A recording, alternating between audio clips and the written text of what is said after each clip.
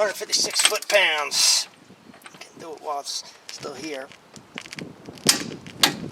There it is. That's simple.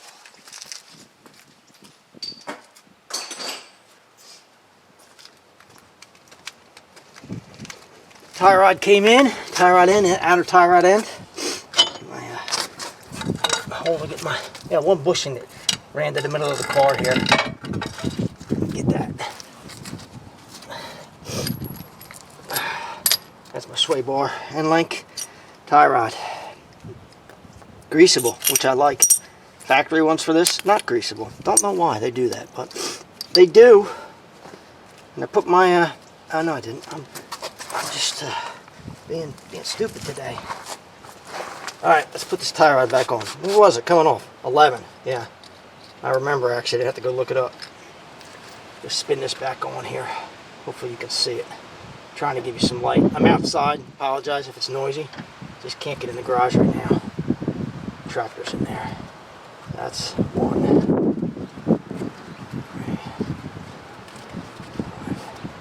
6, 7, 8, 9, 10, 11. There it is, 11. Push that in there to clean this off. A little bit of grease on there. Would like it to be clean. Good if it's clean.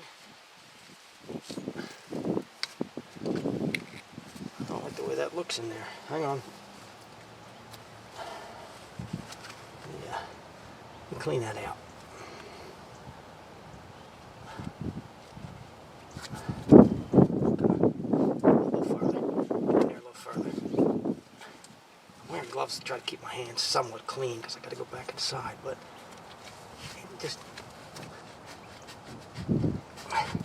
Alright, that's better.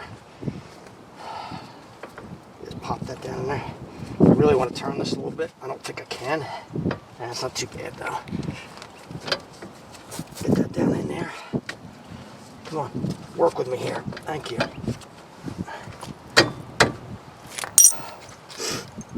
$67 foot-pounds for this. That's what it says.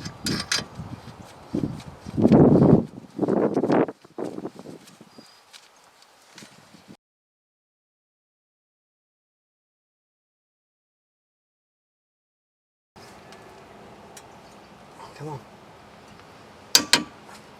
There it is, 67. Let's put the cotter pin in it. Oh, I did forget one thing.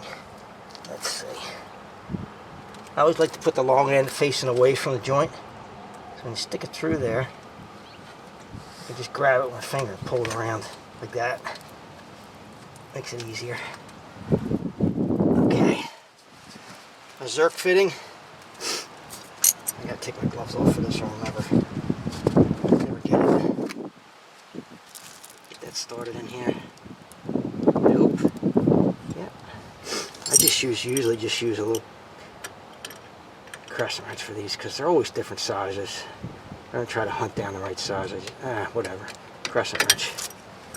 It'll work. It'll work.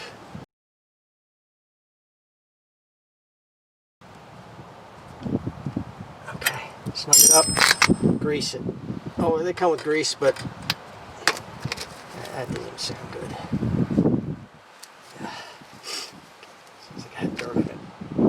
Push a little bit out of there. Let's try that again. Clean this time. That's better. Okay.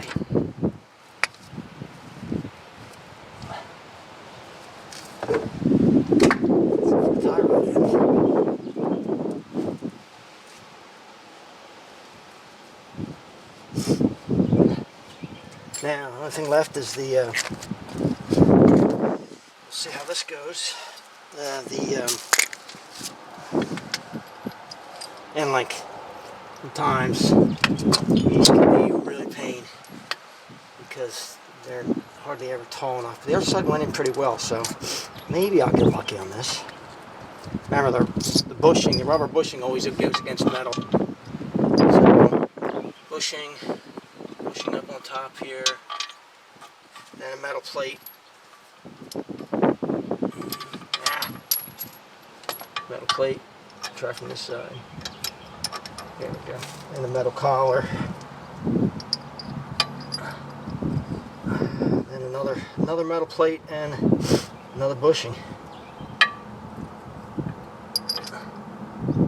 Maybe I'll be able to get this without too much problem. I don't know. Don't look too bad. Actually, I think it's going to work. That hardly ever happens, by the way. Very rare that they usually got to pry them and move them around, and they're a real pain. But this one, I went right in. It's kind of nice for a change. Alright, tighten that back up. I like to tighten them just so the bushing is squeezed out, or squeezed, outside, about the same diameter as the metal bushing usually. Whether that's right or not, I don't know.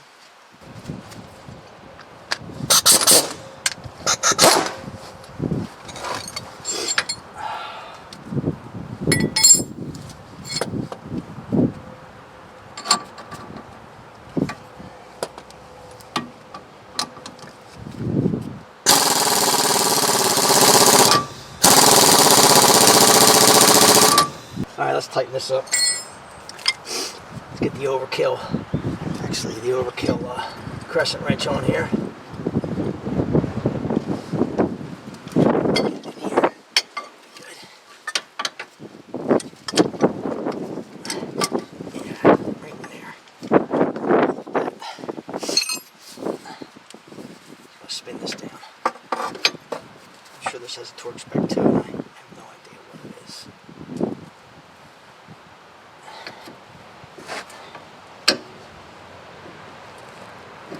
Not that tight.